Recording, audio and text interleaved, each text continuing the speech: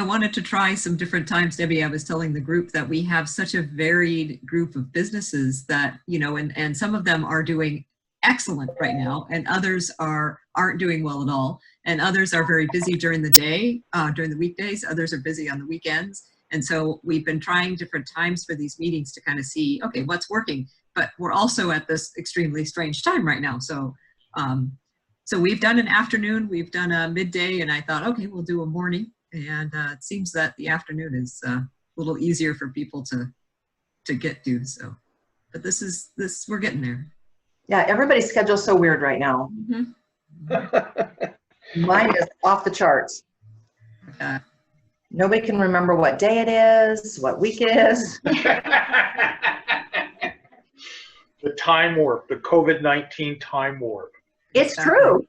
Yeah, yeah. And especially, I don't know about you guys, working from home, I work more than I ever. My daughter will come knock on the door at 8:30. She's like, "Are we eating dinner?" I'm like, "Oh, sorry."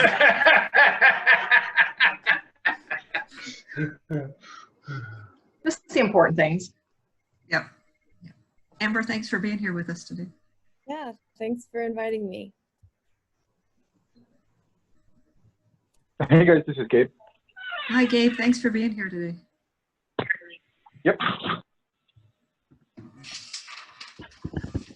All right, we're going to give it another minute or so for those late coffee drinkers.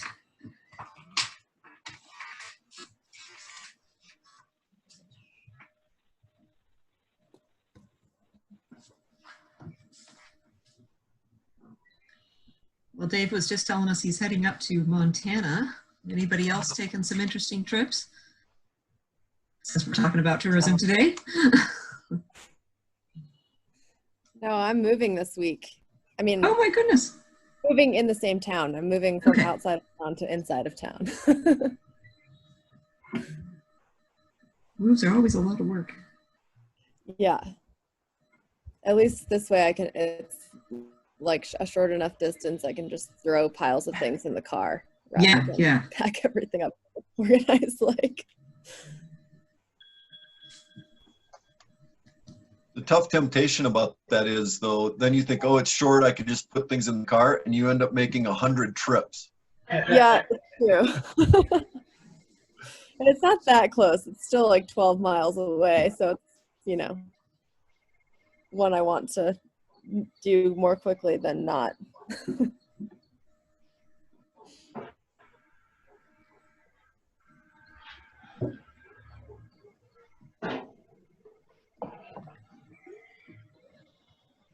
So I'm going to try to share my screen real quick since I have not done this before. Yes, go right ahead.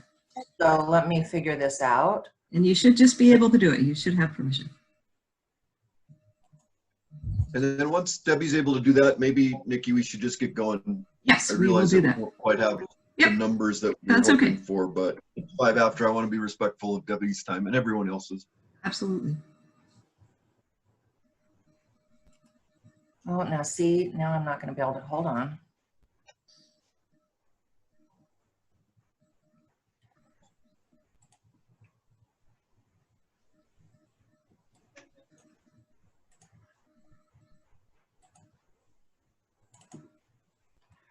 And then I need to go. Okay, can you all see this? Yeah. I need to go back. Let's start at the beginning. This is great. I'm going to be quick for you guys. I don't know how much you know about tourism, what AOT does. So I'll just run through the slides, tell you kind of what we do, what we're currently doing, and then really just happy to answer any questions. We're getting more and more engaged, and you're going to see some of our images, which really relate to what you all do.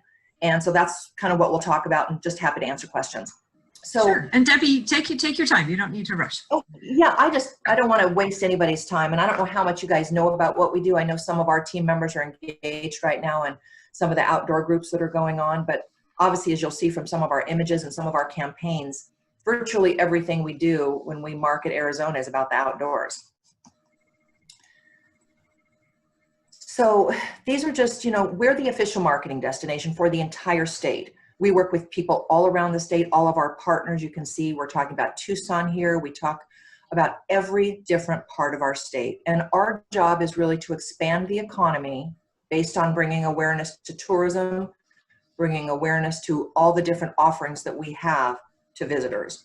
So we do it with outdoor recreation, with culture and heritage, the arts, culinary. Obviously, we talk about our resorts and hotels because we've got so many of them, but we really talk about what makes Arizona unique. Just want to talk about the economic impact because I think people who aren't in tourism don't understand what the economic impact is. We're going to talk in a minute about where we're at now versus where we were, in 2018 and 19. But it really is one of our biggest revenue generators for the state. It's the only industry that positively impacts every county in the state. So we've got over 200,000 jobs based on 19 numbers. This is still 18. But as you can see here, $24 billion in spending. And my favorite number is the tax number. So out of this 3.6 billion number, over 1 billion of that is state tax revenue, just state tax revenue alone. We have 91 cities, 22 tribes. So we really engage with all of them kind of in what to do and how to do it. And I think from the tax revenue, when we talk about us as residents living here, it helps with public safety, healthcare, transportation, roads, all of those things that make a difference. But this is money generally that's coming in from the outside. And I'm happy to share this with you afterwards. That'd be great. So as we look at this number, it's really important to look at how many people come in. So almost 40 million visitors in 2018. But what's really helping us right now, believe it or not, is this Arizona number. Our number one market is Arizonans.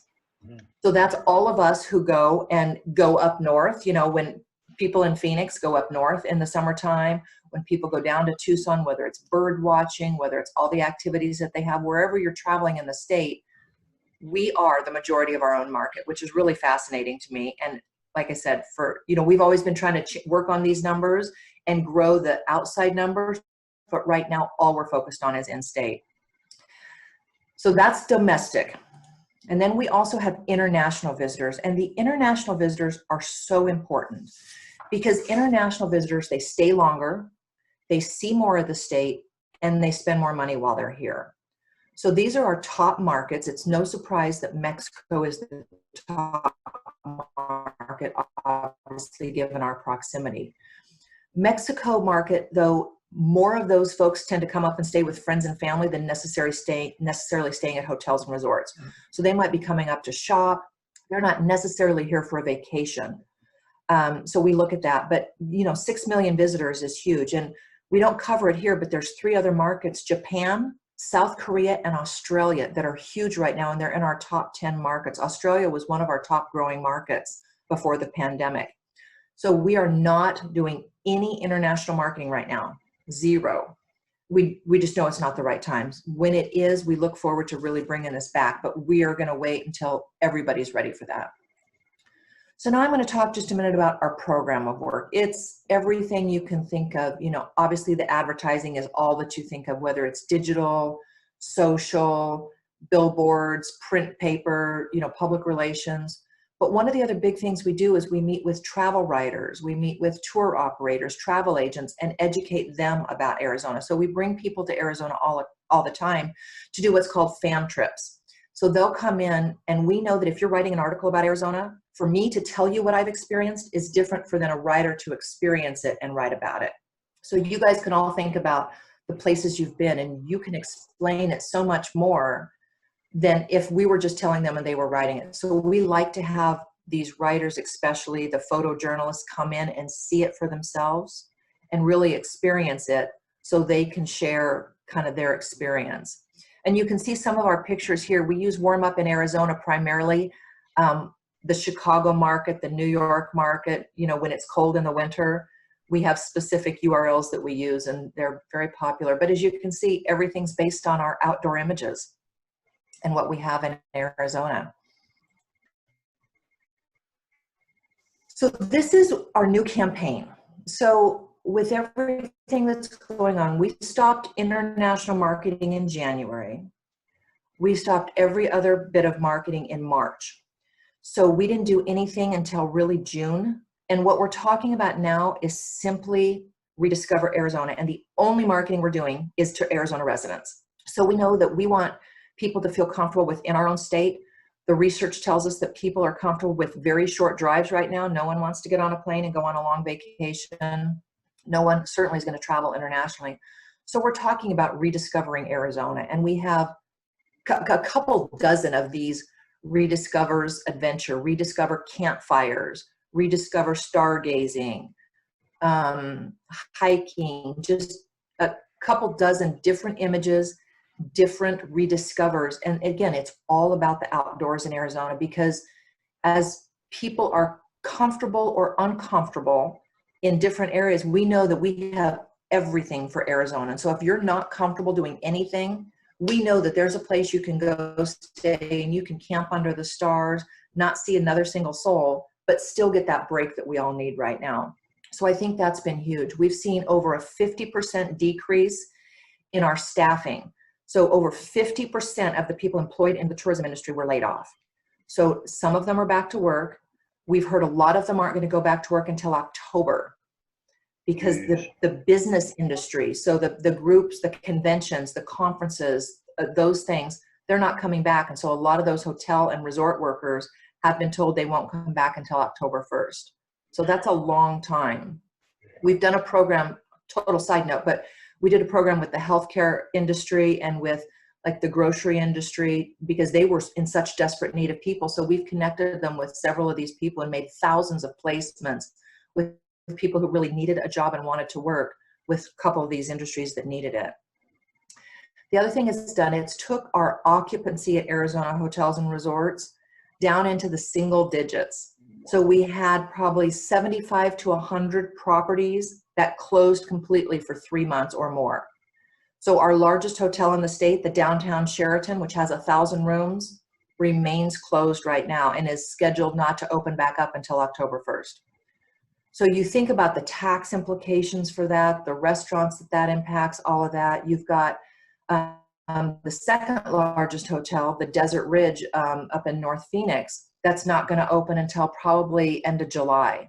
So, and this is all around the state. It's not just here in the Phoenix area. It's all around the state that they experience challenges. So we're just talking about how are other ways that people can get out and enjoy. We'll talk about the staycations in a minute. I think it was just really important that we've tried to give people examples of how they can get out that work for them. So you mentioned someone was going to Montana. Like, what a great thing. This, people are getting out, they're getting away. That's what we want. We want people to start getting out.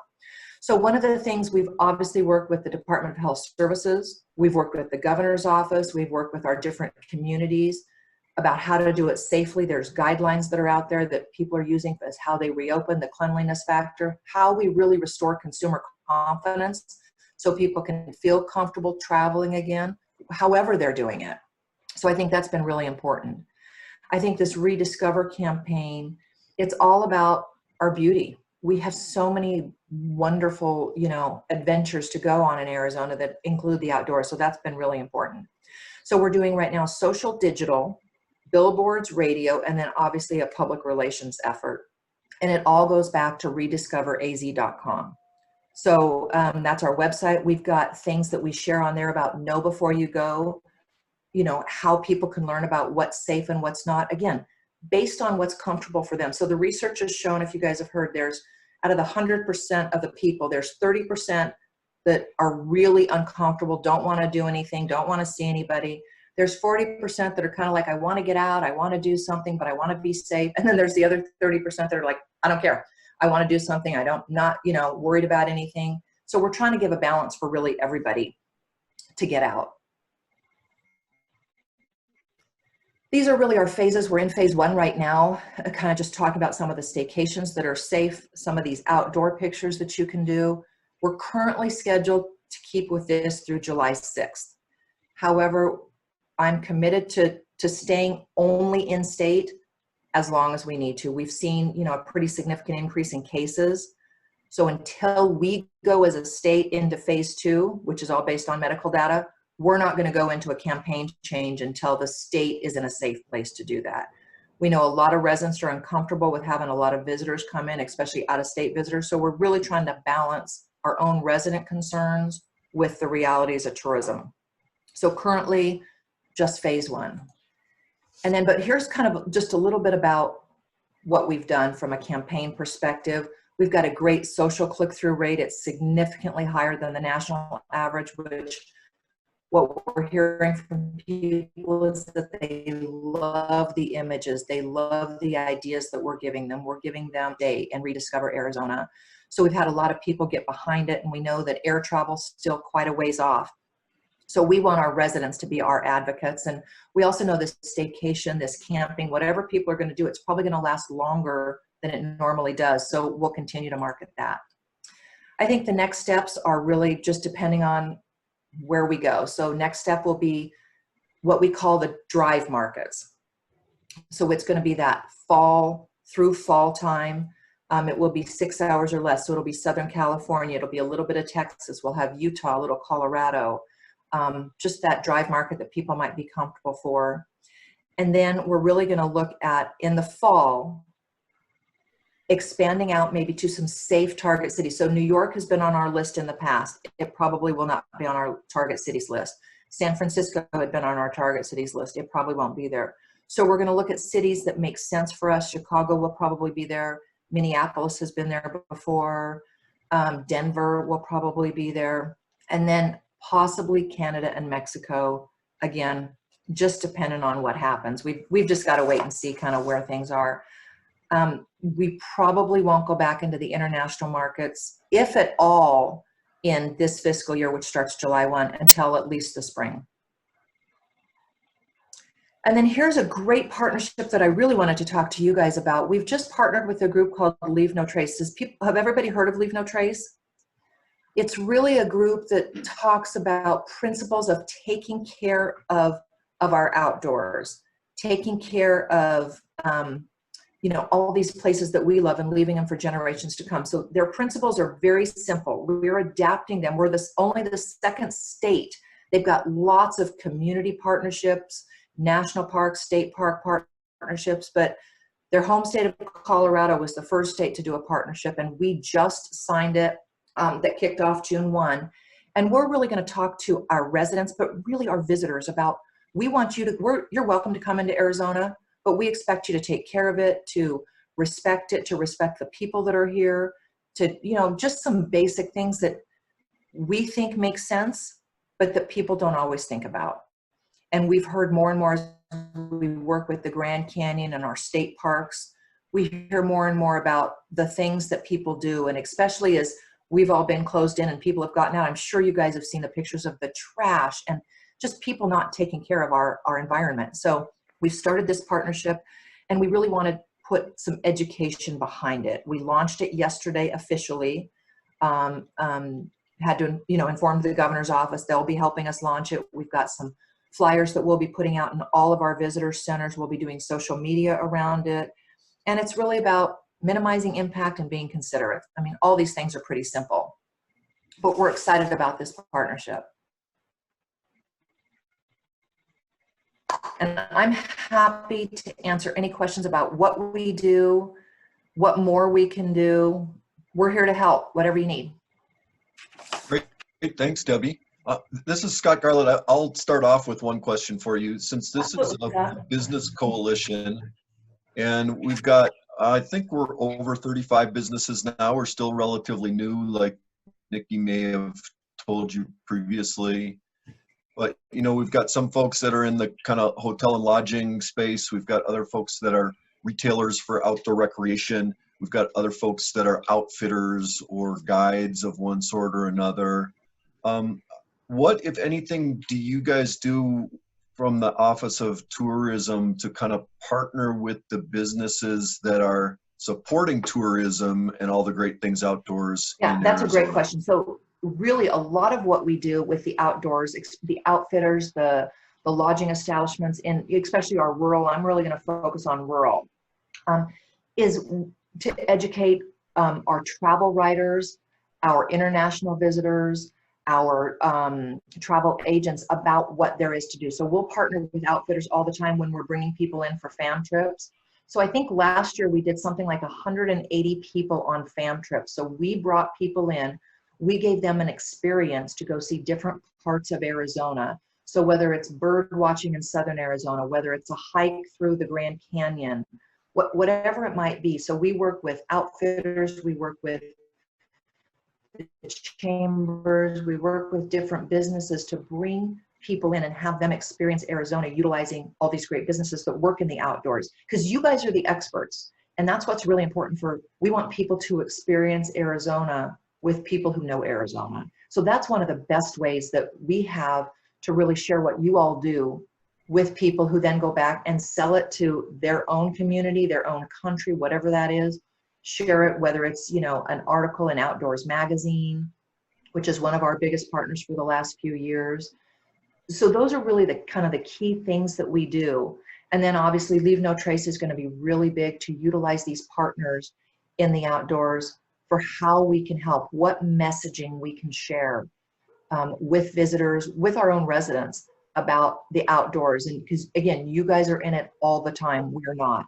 So what are those messages that you need from us to share? Does that answer your question, Scott? Yeah, I think it does. And then kind of a follow-up, is there any advice or recommendations you would give to any of the business who are part of this coalition as to like how they could piggyback on some of the social media that you guys are doing, or kind of benefit from, or I guess piggyback's the best word I can think of. Yep. So, what Arizona Office of Tourism is doing? I think all the time we're looking for content. Like anybody else, we're looking for content. So sometimes it's as simple as sending us an email, and you can send it to me. I mean, everybody should write my email down, send it to me. I'll share it with our social media manager. Obviously, when it's coming from me, they're kind of like, oh, Debbie needs us to post this. Okay, that's great. It helps. We just need content from you all. If you've got great pictures, if you have something cool that your business is doing, if you have an event, we want to know. We want to put it on our website. We've got a brand new website that's launching July 1. If you have stories to tell, all of this is about content that you guys are doing and living, but that we can share. Nice. So it's super easy to do. Truly, it's just about an email or a phone call, and we're happy to do that. We've got a great social media following. And then if there's something, we also have a social media side for our own industry. You all, our hotels and resorts, kind of the tourism industry that we do as well. So if there's something that maybe you want the industry people to know, not necessarily our visitors, but the industry people, we can do that too. Oh, that's awesome. Thank you very much. And then the other thing, and I didn't put it here, but if you ever want any research about how many people are visiting the national parks, where our research comes from, or our visitors come from, any of that, we have a website that's specific for the industry, not our Visit Arizona site, but this site is tourism. It's just like the end of my email, tourism.az.gov. That's our business site. And it has so much research, information, access to photo libraries, all kinds of stuff on there for you all, people that are in the industry, that you can learn from and engage. And if there's something that you're like, hey, I don't see this, there's a way to reach out to us and say, hey, do you have this information? There's some information that we have that we can't post, like make public, which is the site, but that we could share, if that makes sense. So we can't share it with the world, but I could share it with you.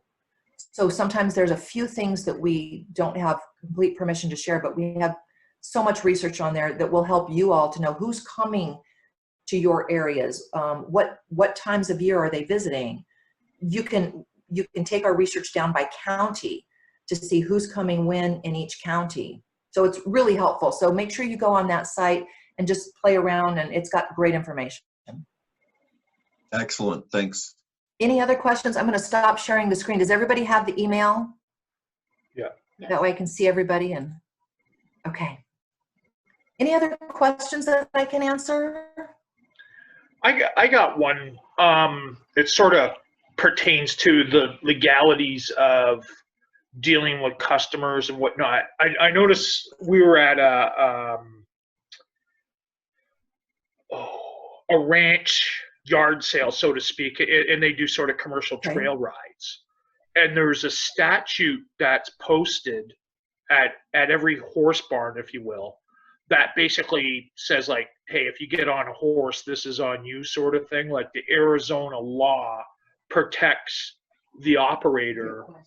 Yeah, so basically it's a waiver, visual waiver, that saying, if you go back to whatever state you are and you sprained your ankle while riding a horse, well, you're coming back here for the legalities of it, and that the operator is protected.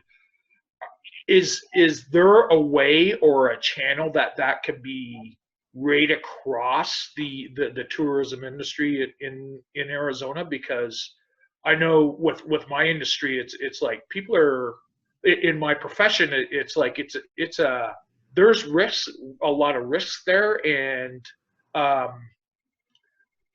it's something that's just kind of come about through different articles that I've seen in trade magazines and whatnot, that you really need to cover your butt on, like, I'm a hunting guide, so you really have to be careful with just all the legalities that go with, and for small businesses, sometimes a lot of that stuff gets overlooked.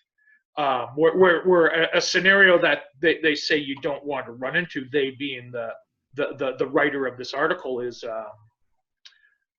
so somebody comes out, and let's say they're from California, for example, and they participate in an activity with you.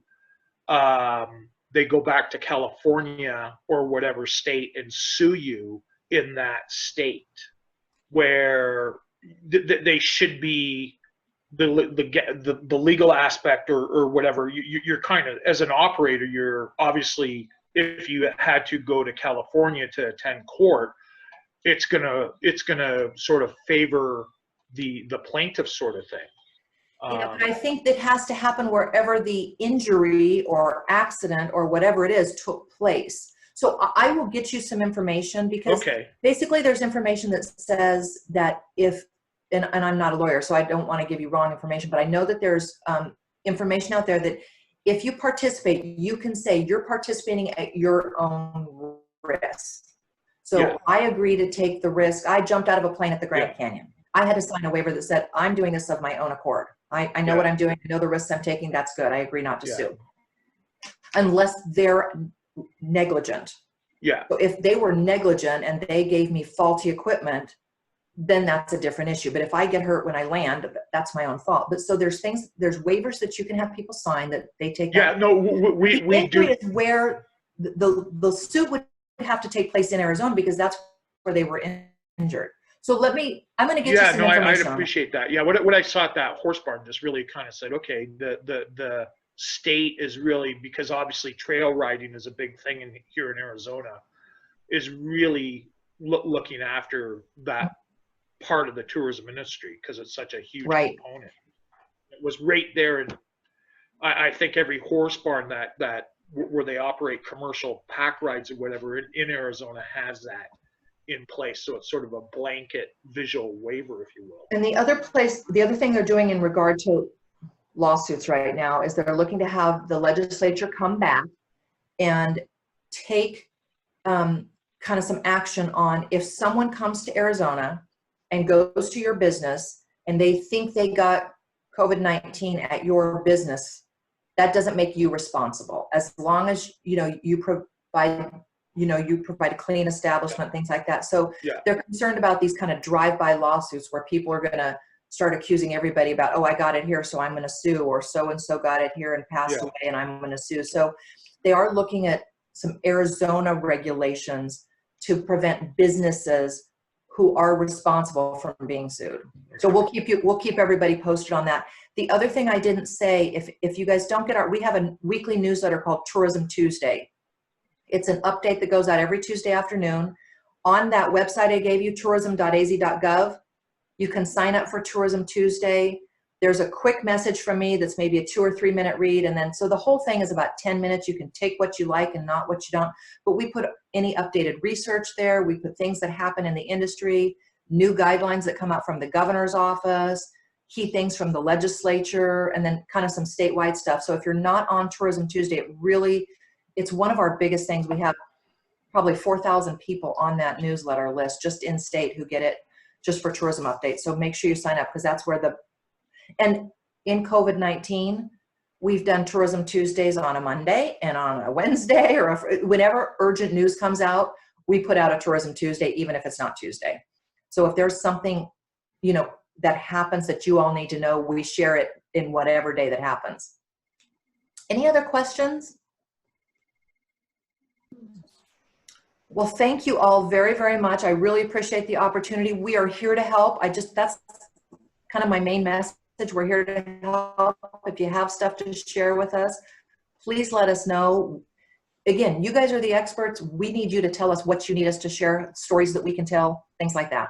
Great. Thanks so much, Debbie, for joining us, and we'll pass the word on to those that weren't able to attend today. Perfect. Thank you so much. Appreciate it. Thank you. Bye-bye. Bye-bye.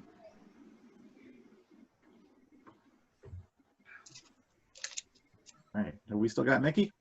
Yes, I am still here. I'm trying to find my share screen. So hold on just a second. So we're going to move into, I'm going to show you my agenda for the day, if I can find it. There it is. All right.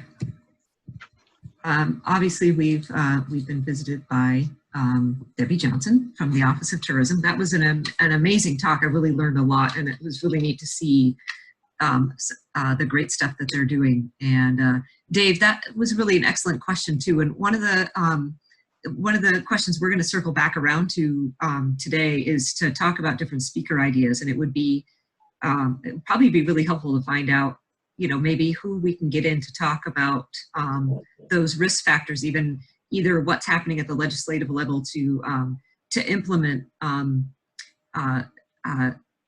risk protection for businesses, or a lawyer and insurance agent that talks about how, you know, what businesses' rights are. So we'll circle back around to that question of different speaker ideas. But first, I want to give the floor back over to Scott for a legislative update. We've got some pretty exciting news today.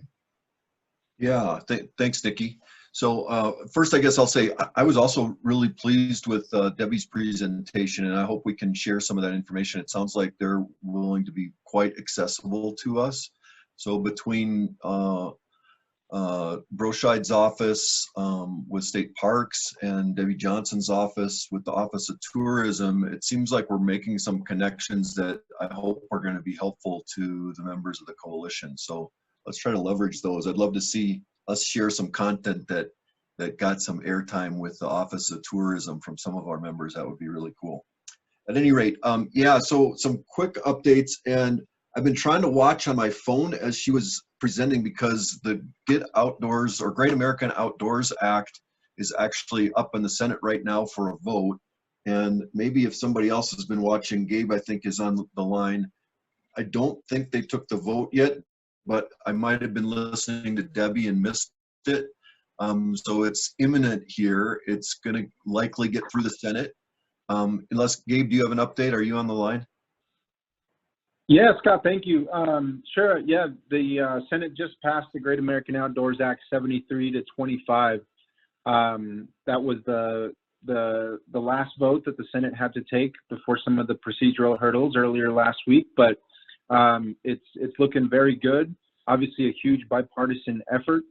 Both Senators McSally and Sinema voted in the positive and the affirmative. And so that means $900 million of permanent funding for LWCF every year, and over $3 billion to address the park maintenance backlog over the next several years. So that means infrastructure, things like, you know, trails, but also land acquisition, local parks, ball fields, all that kind of good stuff that helps build outdoor communities and outdoor recreation is, in the case of LWCF, going to be almost tripled really from its usual funding. And for the parks maintenance backlog, it's really a surge of money that's not permanent, but will help fix a lot of the disrepair and make improvements to not just national parks, but U.S. Forest Service lands, BLM lands, and national wildlife refuges. So a huge, huge, huge step forward. Yeah, that's awesome. Thanks, Gabe, for that update. I was trying to listen huge. to Debbie and track things on my phone, and obviously I'm not a good multitasker. But at any rate, to add something, for those who haven't been following this for a long time, there are people that have been pushing for this and working towards this for decades, literally decades. And so for it to get through the Senate right now, next it'll go over to the House, and it'll go to Grijalva's committee first. So, you know, hopefully we can encourage him to fast track it. It's already got bipartisan support in the House. So, you know, maybe this is kind of some good news in a time when so much of the news is dominated by difficult challenges in our country. So this is just incredible. This is just awesome. So anyway, that's the big news. On Grand Canyon, there's no real news. In fact, since we've got Amber here and she's kind of the expert on Grand Canyon, Amber, I'm going to put you on the spot if you want to update anything in particular happening with either permanent protection or the report that came out from the working group, which so far I haven't seen any action on. If Amber's still there, I'll let her speak for a couple minutes. Sure. Thanks, Scott. Can y'all hear me okay? So yeah, there isn't a lot of really like hyperactivity in this realm. I think it's kind of unsurprising to all of us that I guess as a matter of background, at the end of 2019, the Grand Canyon Centennial Protection Act, which would make the mining ban around Grand Canyon on public lands immediately adjacent to Grand Canyon permanent, it passed the House of Representatives and was introduced in the Senate in December. And in 2020, because of COVID and because of the important other conversations that are happening right now around racial justice, I think it's been extra hard to get through to senators because they just have a lot on their plates. But we have still continued trying to keep this issue elevated for them, especially because it's still, the issue of uranium mining around the Grand Canyon still has public health and still has racial justice components that are inherently a part of it because of the legacy of uranium mining in the Southwest and particularly on tribal lands. So, so a couple of weeks ago, the Grand Canyon Trust wrote a letter that was just kind of updating or I guess rather introducing ourselves to the members of the Senate Energy and Natural Resources Committee, just to say, hey, we haven't had a chance to meet yet. If the pandemic hadn't happened, we would have been there in DC in person with this group of folks from Northern Arizona who all think that the Grand Canyon is important and want to see it permanently protected from the dangers of uranium mining.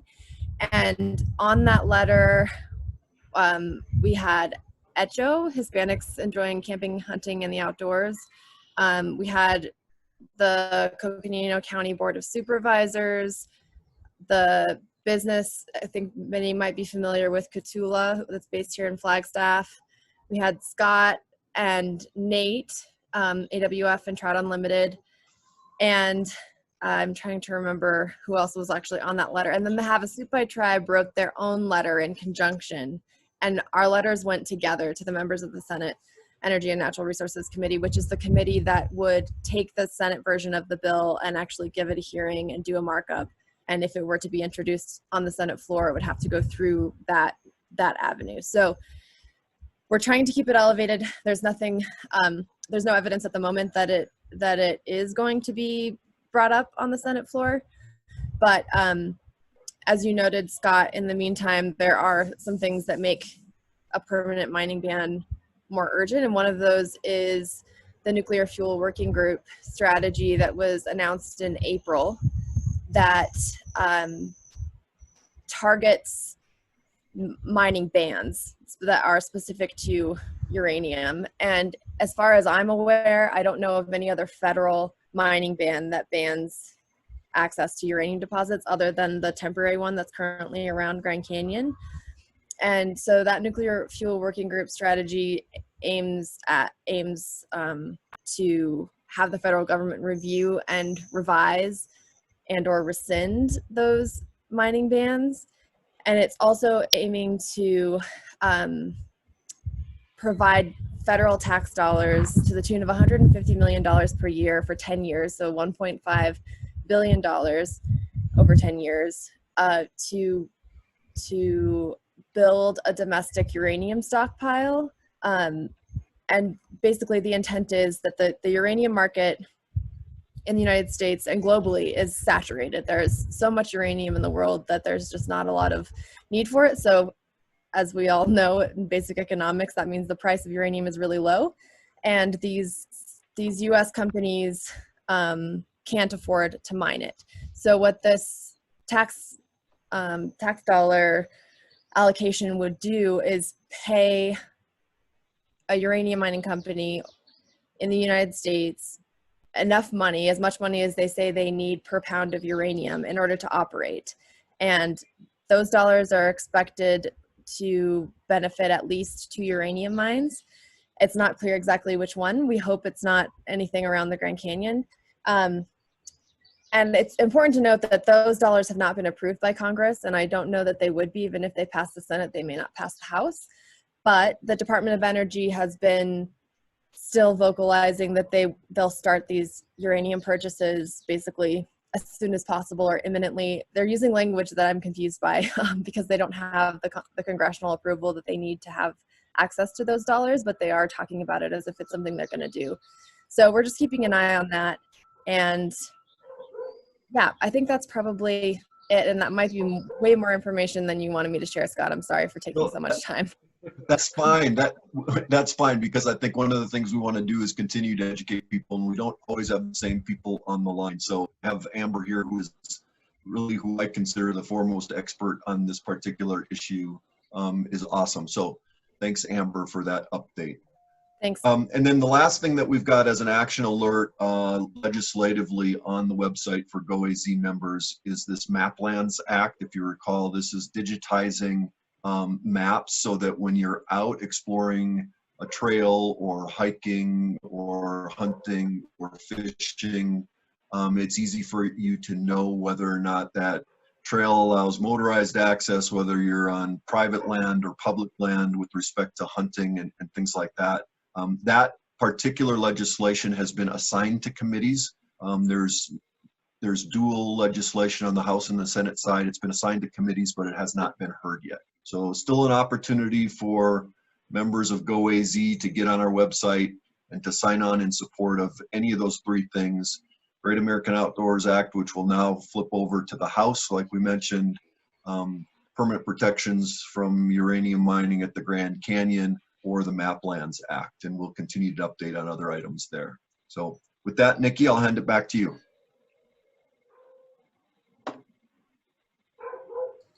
Fantastic. Trying to find my controls there.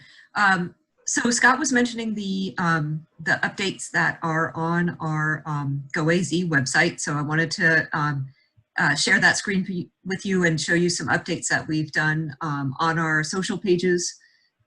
Here's our splash screen. As we've been doing our paid ads through Facebook and Instagram, we're getting a lot of businesses. We've had several new businesses sign up just in the past week. Very exciting. And then we've also had a lot of non-businesses, a lot of nonprofits and consumers that are very interested in us as well. And so we wanted a spot on our website to let people know that we were for businesses, but at the same time, if we only are preaching to each other, then we're not getting those consumers involved. So we had Sarah, who our website engineer that you've met in the past meetings, make us up a splash design. So if you're a business owner, you can click the Learn More. If you're an outdoor recreationist, you learn here, you click here, and it does bring you to the same exact next page, which is our main page that we've been having. But it kind of helps those people who are coming in, and it has reduced the amount of non-businesses that are writing in going, I want to join. So what we're telling those people is join us on Facebook so that you can see, who we're working with, which has been really, really wonderful. So one of the other awesome things we're doing on our website is we've updated our members page, and you'll start seeing that we have everybody is listed here. We've got a few more we need to add for sure. And then as you've been doing those profiles, thank you, Kara and Dave and Lisa for doing your profiles. We show them on the webpage, but then they also get social media time as well. And they're being posted at least 3 times and as we've been cycling through. So we've got Smiling Dog Landscapes up there now, the Be Outdoors Arizona, Southwest Hospitality Management, that's Ash, Binary Bikes, of course, Dave Brown, and we've got some new ones. I just last week talked with Eric of Jay's Bird Barn, and so that should be exciting to have that one come up as well. So this is a place where our consumers, this is where they go. They go right to this page so that they're learning about who's participating in this, in keeping that triple bottom line going. And on our page, of course, there's the take action. All three of our take actions are on here. Let's see if it moves. You've got the Maplands Act that you can still sign up onto. GoAZ, we're gonna, since it just passed the Senate, if you give us another couple days, we'll have that starting to go to our House reps instead, since Senate's done their work. And then the Grand Canyon protection is up there as well.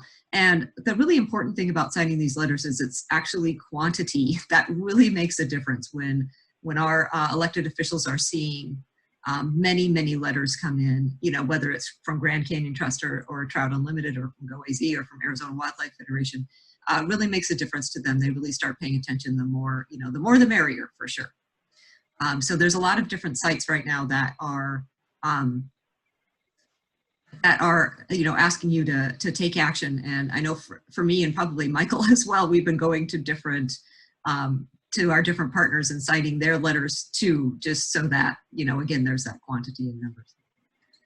So of course, here's our Arizona Wildlife Federation page, and we also have those advocacy letters.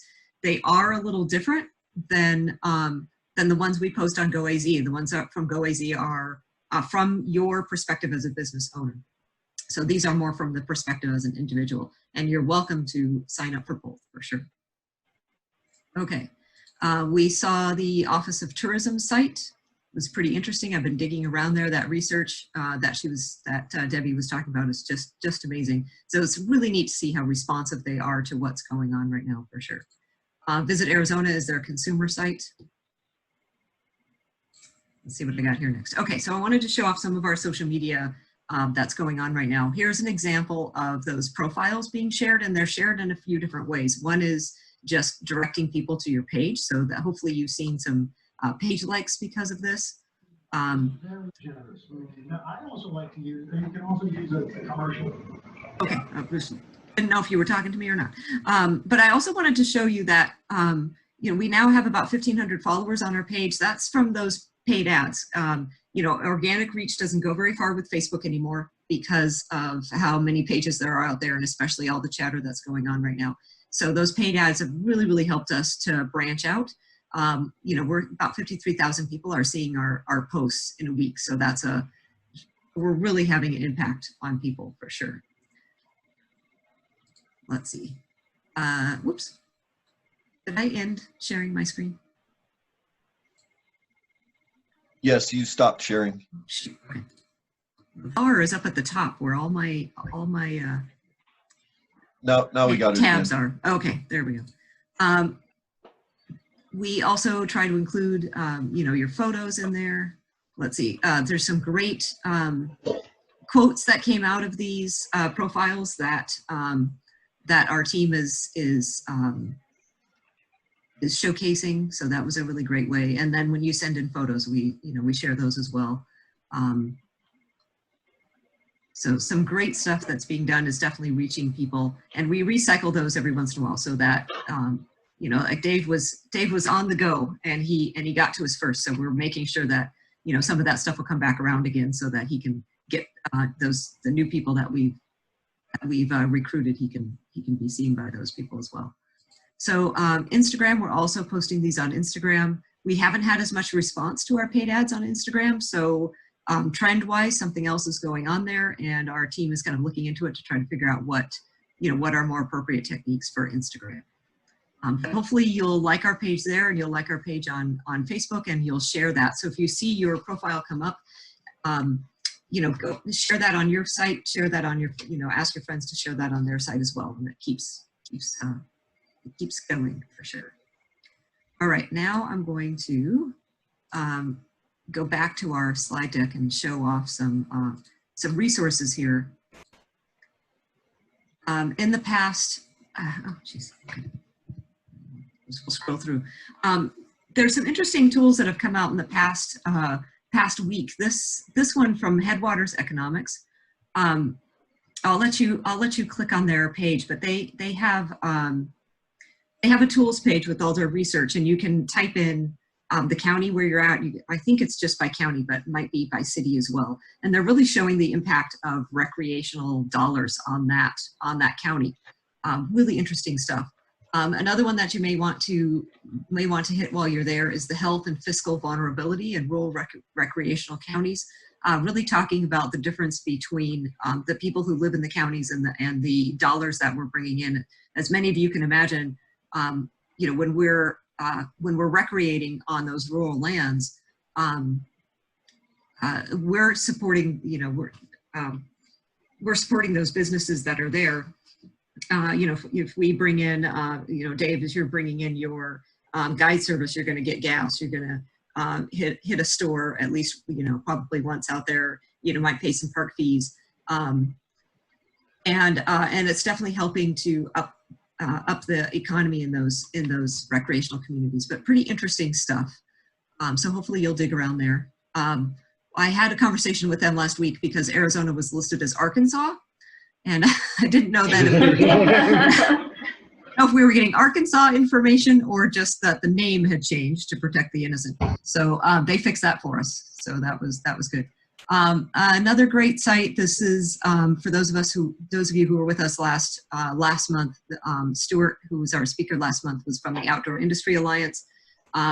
This is their website. Again, they have some wonderful research tools as well to just kind of inform, where are people coming from? What are they doing right now? How is it different than other times? And then Outdoor Retailer moved their conference to Denver last year. And then unfortunately, because COVID happened, they have a conference every 2 years, kind of an expo and trade show. So this year it's coming up online from the 21st to the 23rd. I've never attended any of these, so I'm hoping that I can kind of peek in and see what's going on with these retailer conferences. So have either of you gone, Dave or Lisa or Kara, have you gone to one of these? No. Okay. Yeah, I don't know if it's more for if you have a store, like I said, I was talking to Eric at Jay's Bird Barn, if it's more directed to retail sellers, or if it's helpful for others as well. And then, of course, here's all our information. You guys probably know, and I think all of you are already, all of us here today on the site are already on our social media. So thank you for doing that kind of work. A couple questions that I have for you. One is speakers. Debbie was just amazing this week. Bob Broscheid at our first meeting, just wonderful to hear what was going on with state parks. And then the Outdoor Industry Alliance in May, that was an amazing speaker as well. If you have ideas of who you would like to come in or topics that you would like presented, please send them, our way to Scott or I. That's great. One of the other, specifically on that kind of tone, is Arizona Wildlife Federation has a lot of experts that we know in various wildlife kind of capacities. And we'd be happy to bring in a second speaker per meeting, or dedicate a whole, instead of a half-hour speaker, we have 15 minutes, or we can even, bring one of those wildlife specialists in for the full half hour. So if we wanted specifically to talk about native trout in Arizona, if we wanted to talk about invasive burros and horses, if we wanted to talk about bison, if there's any of those, or Mexican gray wolves is of course a real big one right now, any of those subject matter level experts that you would like in, that's another great one to talk to us about. If you're hearing from people, from your customers, that this is an important or interesting thing for them, that maybe, or maybe it's a venue that you want to start taking advantage of, or an issue that you want to start taking advantage of, we'll be happy to get those kind of speakers in as well. So any thoughts on that right now before I run off, if you have a speaker idea that you would like? And just the legalities. The legalities part. Yeah, I think I'm going to go. Yeah. Okay, cool. I'm going to go start with the Arizona Parks and Rec, or Recreation and Parks Association. That's there's an Arizona chapter. We're going to start there and kind of talk to them about who they might recommend. I've been part of the National Recreation and Parks Association for a long time, and they come out with a print magazine, of course, every month.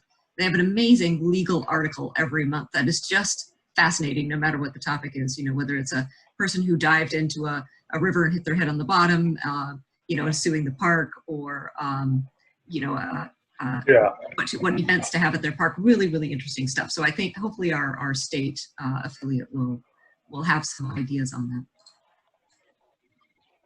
And who to go to. So as always, we're wanting to also know what other things we can do. Are we having, you know, if you guys have any thoughts about, oh, I wonder why they're not doing this or that. We are still, you know, new and building. And if you have ideas about different businesses that we should approach, or if you have some ideas about some actions we should be taking of how to reach different businesses or who to connect with. We are all ears for sure. Obviously, Scott and I have our AWF hats as well. So sometimes we put a lot of effort into GoAZ, and other times we're putting a lot of effort into the Great American Outdoors sector, any one of our other campaigns. So feel free, you know, we're very, very open and welcome to your thoughts on what's going on with us. So with that, I'm going to go ahead and close off our meeting. Thank you so much for being here. Before I go, though, any other thoughts, questions, concerns? No. Cool. All right. All right. All good Well, thank here. you. Thanks, Oh, Nikki. go ahead, Scott. Oh, I was just going to say, all good. Thanks, Nikki. Cool. Cool. Yep. All right. Thank Well, you. yeah, thank you guys so much for being here. We do share these meetings with prospective business members also, and hopefully they're watching and kind of getting a sense of who we are and what we do. So feel free to share the word. Thank you so much for being here with us, and we'll see you next month, not so early, probably. Great. Thank you so much. Thanks. Yeah, thank you. Bye.